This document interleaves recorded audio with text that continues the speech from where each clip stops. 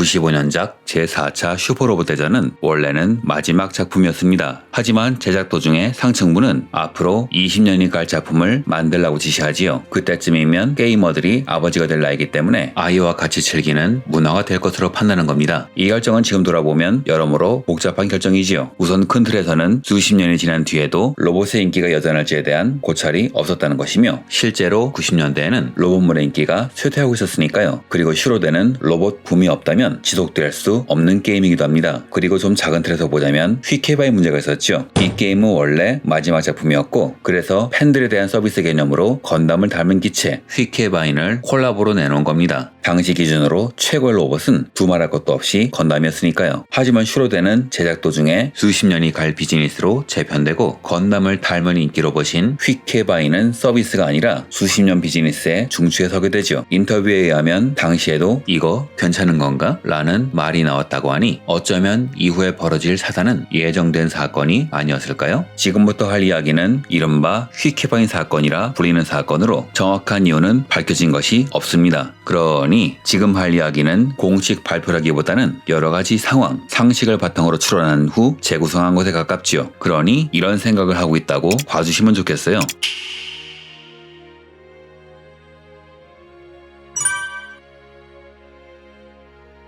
우선 질문부터 시작하죠. 건담 시리즈의 판권은 누가 갖고 있을까요? 반다이? 보통은 그렇게 생각하겠죠. 정확히 말하면 지금은 반다이 남코가 갖고 있지만 전엔 그게 아니었습니다. 애니메이션 제작사인 썬라이즈, 그리고 광고 대행사인 소츠가 갖고 있었죠. 즉 반다이가 건담 상품을 만들기 위해선 이들에게서 허가를 받아야 했습니다. 소츠의 전신은 1965년에 창립한 도요 에이전시로 1977년에 상호를 소츠 에이전시로 변경하고 2003년엔 자세하게 성장하면서 에이전시를 상표를 떼고 소츠로 상호를 변경하죠. 뿐만 아니라 업종도 변경하는데 광고 에이전시가 아니라 콘텐츠를 매니지먼트, 프로듀싱하는 기업으로 바뀌죠. 제 유튜브를 보신 분들이라면 마크로스의 저작권 분쟁에 관한 영상을 아실 거예요. 제작사, 판권사, 그리고 광고사가 저마다 판권을 갖고 있어 마크로스 신작은 수십 년간 해외에서 팔 수 없었죠. 건담도 비슷한 문제를 안고 있었는데요. 어른의 건담이란 책에 의하면 건담의 판권을 둘러싸고 소츠와 썬라이즈는 꽤 자주 충돌했다고 합니다. 지금이야 건담은 이름만으로도 전설이지만 제작 당시에는 이게 언제 망할지 알 수 없는지라 썬라이즈는 여러 스폰서, 협력사, 광고주, 홍보사의 투자를 받아 위험을 분산시켰는데, 이 중에 홍보사가 바로 소츠였던 거죠. 작품을 홍보하고 그 권리를 효율적으로 수익화하기 위해서 광고 에이전시의 힘은 절대적이니까요. 문제는 건담이 엄청난 규모로 커지면서 발생하죠. 초창기와 달리 건담의 지식재산권은 이후엔 무려 1000억엔, 1조 원대로 커졌는데 1조 대 비즈니스의 상품화권 창구를 소츠가 쥐고 흔들었으니 충돌이 날 수밖에 없죠. 1994년작 기동문투전 지건담은 많은 팬들의 분노를 샀습니다. 우주세기의 처절한 드라마는 어디로 가고 건담으로 스트리트 파이터를 찍었으니까요. 전 이 작품이 이런 식으로 바뀐 이유를 사업 문제에서 찾는데, 반다이가 직접 제작에 개입한 빅토리 건담부터 제작 협력에 덴츠가 추가됩니다. 아예 덴츠가 소츠보다 먼저 나오게 되지요. 저는 이 순간부터 새롭게 생긴 권리는 덴츠와 함께하고 소츠에게는 기본 권리에 관한 비용만 지불했다고 봐요. 이런 결과는 소츠의 자업자득이 아니었을까 하는 생각도 있지만 소츠 입장에선 어쩔 도리가 없었겠죠. 즉 이때 썬라이즈와 반다이는 계속 어깃장을 놓는 소츠를 잘라내고 새로운 협력사인 덴츠와 함께 가기로 한 거죠. 문제는 2003년 소츠가 상장하면서 광고 에이전시에서 벗어나 직접 콘텐츠 사업을 하며 발생합니다.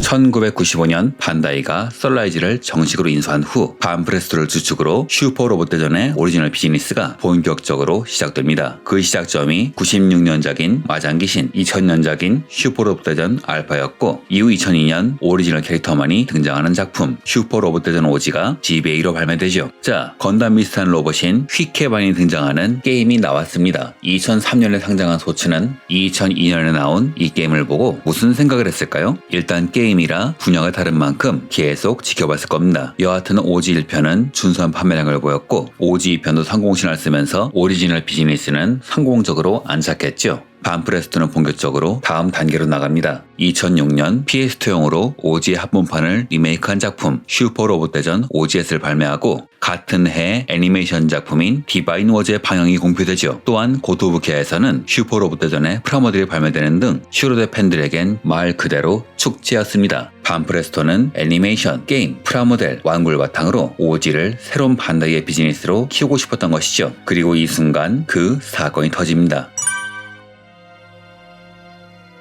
OGS의 발매를 앞둔 어느 날 유저들에게 충격적인 소식이 들려오죠. OGS가 알 수 없는 이유로 1년 발매 연기가 된 겁니다. 사람들은 이유를 궁금해했는데요. 그때 이 채널에서 어떤 게시글 하나가 올라왔다 사라지는데 내용인 즉슨 건담 디자인 판권이 문제란 내용이었어요. 저는 이 말을 믿는 편인데 우선 올라왔다가 갑자기 사라진 것도 그렇고 아무리 봐도 게임의 문제는 아니었기 때문입니다. 당시 프로모션 영상에는 발매일도 나와 있었으니까요. 플레이스테이션으로 개발된 게임은 소니에 보내서 QA, 즉 품질 보증 테스트를 받아야 하는데요. 발매일이 나왔다는 것은 높은 확률로 QA를 통과했다는 겁니다. 만약 QA를 통과하지 않았는데 발매일을 공표한다? 어지간히 큰 회사거나 소니 간부와 친하지 않으면 나중에 아주 괴로워지죠. 일본에는 이아가라세라고 해서 자신에게 피해가 오지 않는 방식으로 음흉하게 괴롭히거나 복수하는 문화가 있는데 아마 반프레스토가 그랬다면 풀 이아가라세 코스를 맛봤을 겁니다. 그리고 또한 1년이란 시간도 재미있는데요. 발매까지 나왔던 게임에 버그를 수정하기엔 너무 긴 시간이죠. 설령 개발진이 그러고 싶어도 윗선에서 가만 안 둡니다. 전 이게 그래서 게임 문제가 아니라 사업적인 문제라 추측하고 있으며 2003년에 콘텐츠 사업을 시작한 소츠가 첫 먹잇감을 잡았기 때문이라고 보고 있어요. 제 추측으로 볼 때 4차에 등장한 휘케바이는 소송을 걸어도 큰 실익이 없는지라 문제 삼지 않았을 거라 봅니다. 90년대에는 저작권 문제가 별로 까다롭지 않았으니 반프레스토 입장에선 문제가 될 거라고 생각도 안 했을 거고요. 문제는 이후 휘케바인이 계속 활약하는 것도 모자라 애니메이션에 진출했던 것이죠. 2003년에 상장한 소츠는 적극적으로 애니메이션 사업에 투자했습니다. 즉 그때부터 애니 시장은 소츠의 영역이 된 셈인데 그 시장에 건담 얼굴을 한 로봇이 진출했으니 소츠 입장에선 그냥 넘어갈 수 없었던 거죠. 그래서 소츠가 일종의 권리 행사를 한 게 아닐까 추측합니다. 이렇게 되면 1년이라는 기간도 이해가 돼요. 소츠의 목적이 발매 중지가 아니라 수익 활동, 휘케벤의 의장권은 사실상 건담이니 우리에게도 권리 배분을 해달라 이런 내용이라면 이해가 가지요. 다만 애니메이션은 예정대로 방영이 되었는데 아마 이건 어쩔 수가 없었을 겁니다. 한번 잡아둔 TV 방영 스케줄은 쉽게 바꾸기 어려우니까요. 만약 그랬다간 괘씸죄에 걸려 방송사에 이아가라세 풀코스를 받았을 거예요. 그래서 예정대로 방영하는 대신 휘케바인을 모조리 지워버렸습니다. 3화에서 휘케바인이 처음 나온 장면에서 모조리 대충 음영 처리가 되었으며 졸지의 브리트는 자기 전용기를 잃어버리고 말지요. 결과적으로 OGS는 무사히 발매되고 휘케바인도 등장하지만 2006년부터 2007년 사이에 제공되던 프로모션 영상에는 휘케바인들이 다 사라졌습니다. 파일럿인 료토의 얼굴 커디만 남았으며 심지어 게임 예약 특전에도 형식 번호 외엔 다 사라져버렸죠. 말 그대로 리얼 베니싱 트루퍼, 공식 광고, PB, 방영 중인 애니메이션에서 모조리 사라진 겁니다. 참고로 이때 고토 오브 기아는 휘케바인 복서의 프라모델을 발매하는데 이게 2006년 12월에 발매되자마자 재생산 중지가 발표되는 바람에 가격이 폭등했던 사건이 있었죠. 사실상 계약이 2006년까지라 급하게 내고 생산 중단한 겁니다. 그리고 이때 나온 고토 오브 기아의 카탈로그에는 휘케바인이 모조리 사라지고 말았죠. 여러가지 정황상 이후 소츠는 반다이의 슈퍼로봇 대전 오리지널 비즈니스에 적극적으로 개입한 것 같습니다. 후속 애니메이션인 디 인스펙터의 스텝롤에선 1기에는 없던 무토 다카시란 이름을 발견할 수 있는데 무토 다카시는 소츠 속 사람이라고 하네요. 또한 이후 OGS에는 SRW 오지 프로젝트란 카피라이트가 표기되는데 추측컨대 소츠가 포함된 제작위원회일 겁니다. 물론 제작위원회인 만큼 소츠의 참가가 꼭 나쁜 쪽으로 작용한 건 아니죠. 2기 애니메이션은 딱 봐도 돈이 많이 들어간 작품인데 실패한 1기 후속작 치고는 좀 과한 투자죠. 아마 그만큼 소츠가 투자한 걸 겁니다.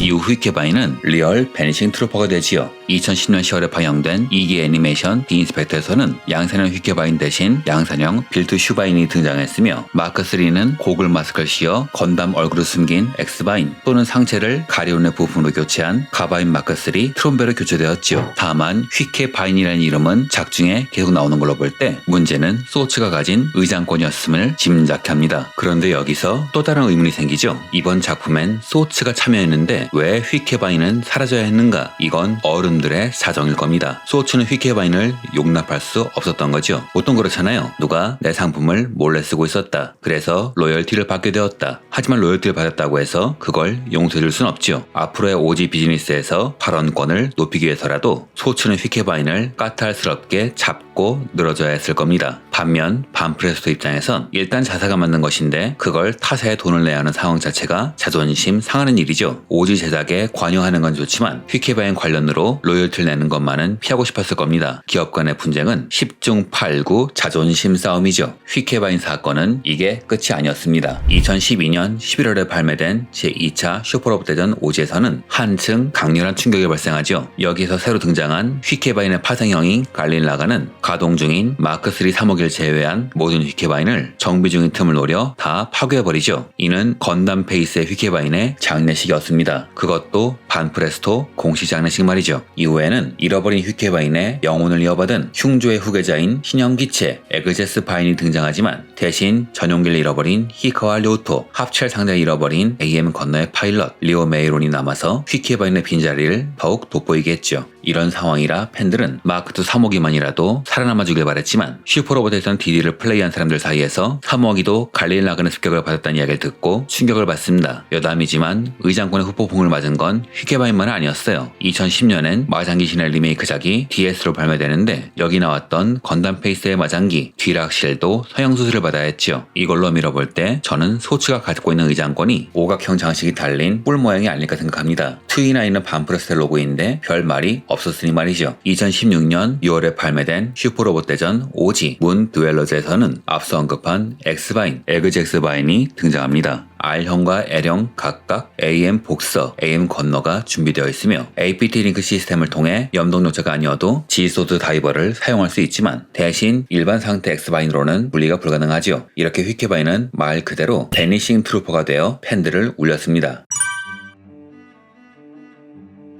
그러던 어느 날 팬들에게 희소식이 들려옵니다. 비록 기간 한정이긴 하지만 2017년 2월에 발매된 슈퍼로봇 대전 V에서 휘케바인이 등장한 것이죠. 당시에는 어차피 건담이 나오기 때문에 소츠의 판권을 구매해야 하니 반다이가 패키지로 돈을 지불한 것이란 소리가 돌았어요. 그런데 2020년에는 오지 만화판 레코드 오브 ATX에서 린이 운전하는 008L이 나오더니 동년 3월에는 슈퍼로봇 대전 크로스 오메가에서 휘케바인 마크3가 참전했죠. 팬들은 당황했어요. 무슨 일이 벌어진 거지? 지금까지 휘케바인의 처형식은 뭐였지? 그 답은 곧 밝혀졌죠. 반다이 남코 홀딩스는 2019년 10월 9일에 주식 공개 매수를 거쳐 소츠를 완전 자회사한다고 발표했습니다. 소츠는 상장 이후 여러 애니메이션에 투자하지만 사실 건담 외에서는 별다른 소득을 얻지 못했죠. 반다이는 이 상황을 잘 이용하여 자금 부족에 시달리던 소츠의 주식을 계속 매입해왔고 이후에는 완전히 자회사로 만들어버린 것이죠. 슈로데 때문만은 아닙니다. 건담 비즈니스 비중이 큰 반다이에게 건담 판권을 다른 회사가 갖고 있는 건 큰 불안 요소니까요. 이후 동해 11월 반다이 남코홀딩스에 의한 주식 공개 매수가 성립, 소츠는 12월 2일 남코홀딩스에 연결 자회사가 되었으며 2020년 3월 1일엔 완전 자회사가 되었고 2021년 4월 1일엔 아예 흡수 합병해버렸죠. 즉 소츠는 상편 남아있지만 이는 기존에 등록한 권리를 행사하기 위한 권리자 명의일 뿐 실질적인 주인은 반다이가 된 겁니다. 그러니 휘케바인이 자유롭게 나올 수 있게 된 것이고 완전 합병한 해인 2021년 10월엔 보란듯이 휘케바인 30가 등장했어요. 이 기체는 얼굴 부분이 30이란 숫자로 가려져 있지만 후에 이 숫자를 떼고 휘케바인 30스가 됩니다. 30이란 숫자를 떼어 완전한 기체가 된 휘케바인의 모습은 드디어 귀찮은 문제를 해결했다는 반다이의 속내가 아닐까요?